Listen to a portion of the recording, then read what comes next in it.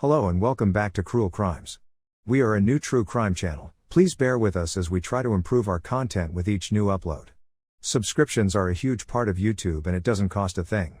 If you could please subscribe to us at the end of this video, we'd really appreciate it as it helps the channel grow. Okay, let's get started. Today's story takes us to the northwest of London. Wembley. An extremely expensive place to live, even the cheapest houses here frequently sell for more than $1.2 million.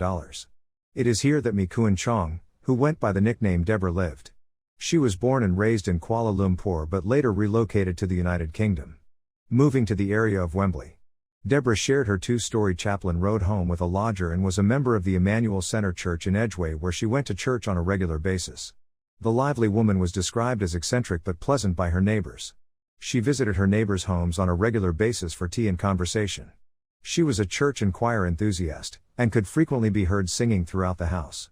Deborah met many people over the years as an active member of the church, which aided her integration into the Wembley community.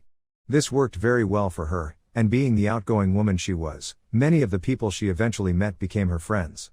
But not everything was going well in Deborah's life, and unfortunately, she suffered from several mental health issues and was diagnosed with paranoid schizophrenia and acute stress. Luckily, Deborah did have several people she could rely on. Despite the fact that none of her family lived nearby, she did have a lodger and several church friends. And one of those with whom she became close was Jemma Mitchell, a 38-year-old woman. Previously living in Australia for 7 years, Jemma Mitchell was an osteopath that decided to move back to the UK in 2015. Her mother and sister lived in Brent, which is just north of Wembley. As a result, she decided to move in with them.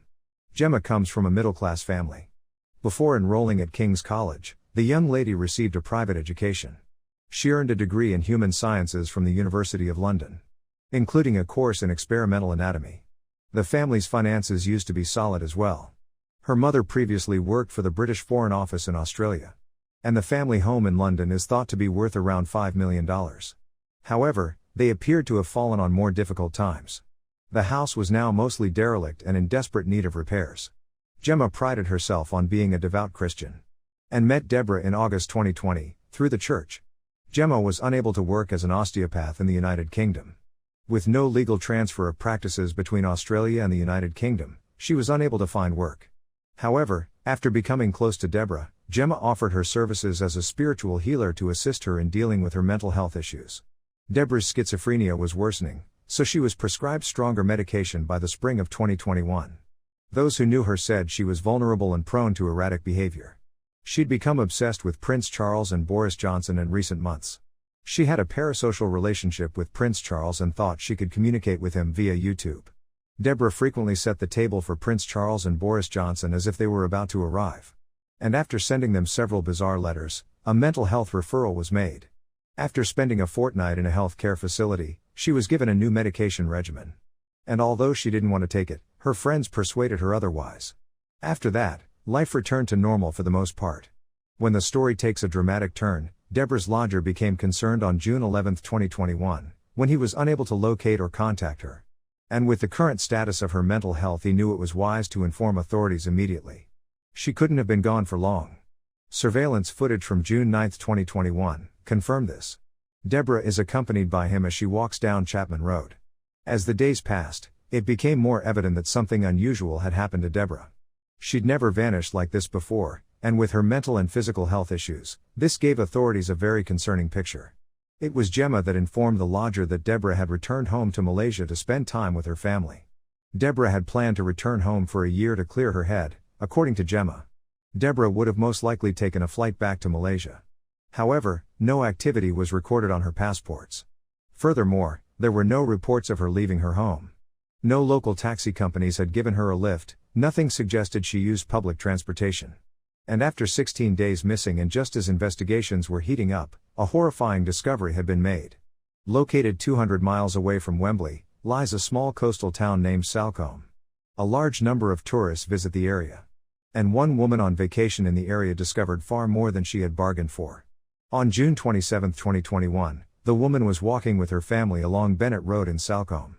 And that is when, upon walking down the bottom of some old, mossy steps, she found a nightmarish scene. A decomposing body lay nearby, with the head missing. Authorities were immediately called, and forensic officers discovered the body had been dumped with the church business card and Bible excerpts. It was soon learned that the body belonged to Deborah. A post-mortem examination could not determine the cause of her death due to the degree of decomposition.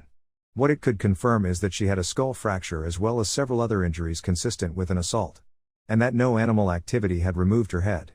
Pathologists estimated Deborah had been dead for about 2 weeks, which corresponded to the time frame of her disappearance.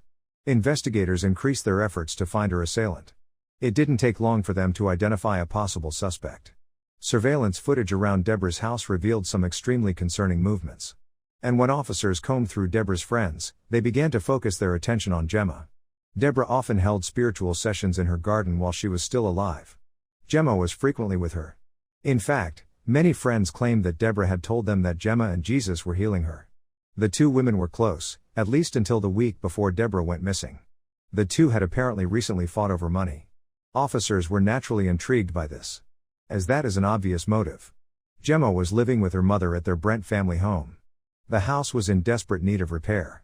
According to reports, the rooms were crammed with broken furniture and trash. Some were even impossible to enter. There were boxes and suitcases everywhere, as well as old mattresses and construction materials. The kitchen was described as dirty, with rotting food all over the stove, and various pieces of paperwork covered every surface of it. The property's second floor was being renovated. The walls and ceilings were unfinished, and the property lacked a roof. The bathroom was stained and in need of repair.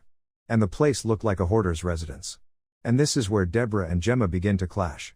Jemma urgently needed money to repair the family home. Deborah allegedly promised her $200,000 to assist her. But Deborah changed her mind, and she eventually told Jemma to sell the house and enjoy the money. Because life is far too short. In a follow-up message, she told Jemma that more construction would be more expensive. Deborah was under no obligation to pay Jemma the money. This is when the relationship soured. In the days that followed, Jemma became more pushy and aggressive towards Deborah. Deborah had had enough on June 8, 2021. She said the following in a text message to Jemma. "Until you've sold your home, I don't want you to come to my house or to me. I'm completely stressed out." She mysteriously vanished 3 days later. Fortunately, a plethora of surveillance cameras fill in all of the gaps of this time period. At 6:15 a.m. Jemma can be seen leaving her derelict property with a suitcase and a backpack on June 11. She was also wearing a hat at the time. By 6:40 a.m. she had changed her clothes, put on a face mask, and placed her backpack inside the suitcase. This surveillance video shows her walking towards Deborah's house. At 7:56 a.m. the hat had come off. She is still seen with the suitcase and the face mask. We can only speculate that Deborah was tragically murdered over the next 4 hours. Because at 12:59 p.m. Jemma is again captured by surveillance cameras. This time, she was carrying 2 suitcases. She struggled to move both of them because they appeared to be quite heavy. Deborah's personal and financial paperwork was most likely in the smaller bag, which were necessary items for Jemma as she intended to use this paperwork to forge Deborah's will. She then called a taxi to take her and her suitcases back to her house. However, she would have to wait 40 minutes before they could pick her up. And by 4:16 in the afternoon, she had returned home with a large blue suitcase. Later that evening, Jemma went to St. Thomas's Hospital in central London for treatment of a broken finger. She told the doctors she had accidentally shut it in a door. In the days that followed, and in an attempt to cover up the crime, Jemma then contacted a missing persons charity and she even texted Deborah's lodger, saying she was leaving the country to visit her family. A surveillance camera across the street from her house captured her loading the suitcase into a gray Volvo at 8:05 a.m. on June 26. The gray Volvo wasn't her personal vehicle. She had rented it the night before from a car rental company. Jemma then reactivated the phone number of a recently deceased neighbor and took it with her as her own means of communication. In a clear attempt to deceive investigators, she left her own phone at home. She stopped at a gas station on the way down to Salcombe, where a surveillance camera caught her walking into the shop. And then, after driving 200 miles southwest to the coastal town, she then parked her car near Bennett Road around 9:12 p.m. She then dumped the body and was last seen leaving the area 41 minutes later by the same camera. Despite being caught by several surveillance cameras, Jemma thought her plan was going pretty well, but there was one aspect of her elaborate plan that not even she could foresee. Her rented car blew a tire on the way back to London. As a result, she was forced to pull into a service station and call for help. A mechanic named Lee was called to replace her car's wheel. And to this day, he can still recall his bizarre encounter with Jemma.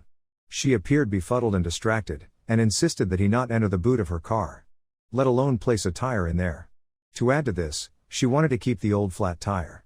Lee also stated that the vehicle emitted an unusual odor. It had a musty odor, as if someone had slept in there without ventilation. After having her tire fixed, Jemma then returned home, where she returned the Volvo and then dumped the blue suitcase on the roof of a shed belonging to one of her neighbors. Deborah's decapitated body was discovered the next day. It would take authorities a further 5 days to locate her skull. The evidence before Jemma was pretty damning.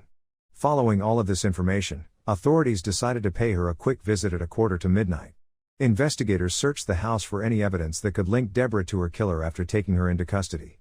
Inside, they discovered her personal and financial documents, as well as a forged will created on Jemma's computer. Jemma had named herself and her mother as the sole beneficiaries of Deborah's estate in this will. They began their first formal interview with her, which was loaded with evidence and questions. Jemma, on the other hand, had nothing to say. And she remained silent throughout all interviews, refusing to give her side of the story. Her trial began on October 11, 2022, more than a year later. Not only did Jemma Mitchell deny murdering Deborah, but she also declined to give evidence on her defense. Due to a lack of DNA evidence, her defense team argued that there was no evidence to support the claim that Deborah's body was stored in the suitcase. There was also no evidence of a fight at Deborah's home. The court was told that her skull injuries could have been caused by being pushed onto a surface or by a weapon. However, no weapon was discovered at the crime scene or at Deborah's home. However, the prosecution argued that Jemma killed Deborah and then forged her will to get money to pay for house repairs. It is worth noting that Jemma has a degree in human sciences. A course in experimental anatomy is included. This implies that she was capable of separating a head from a body. Although it is unclear why she did so. It didn't take long for the jury to reach a conclusion. Because, after 7 hours of deliberation, Jemma was formally found guilty on October 27, 2022. Because of a change in UK law, Jemma's sentence made national headlines. The trial sentencing phase was televised, making Jemma the first convicted murderer in England and Wales to be sentenced on live television. The sentence was life in prison with a minimum of 34 years. This means she won't be eligible for parole until July 10, 2055. During Jemma's trial, a statement made by Deborah's sister, who resides in Malaysia, was read in court. "We still don't know how she died," she said in this statement. "Was she in pain? This mystery will haunt me for the rest of my life." Jemma has not accepted responsibility for Deborah's murder, and some questions remain unanswered. That's all for today's story, guys. Thank you so much for watching to the end. If you enjoyed our content, then please take a second to like, share and subscribe. Thank you and goodbye.